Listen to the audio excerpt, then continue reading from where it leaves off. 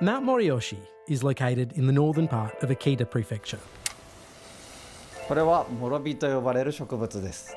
山に入る前にもろびをいぶして煙を浴びて里の匂いを消します。全身を清めるんです。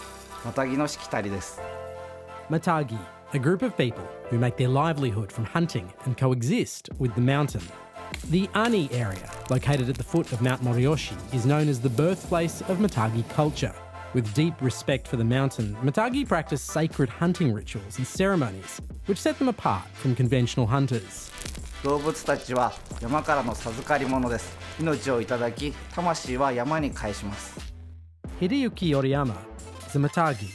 Knowing these mountains well, he also runs a guest house. マタギは定住しながら狩猟をしていました。そのため山を次の世代まで残すことを考えます。山の時間の単位というのは1日や1年という単位ではないので、山に入ると時間の流れが変わるのを感じます。 In the past, the Matagi hunted in the mountains with hunting dogs. The widely famous Akita dog is said to be descended from these hunting dogs.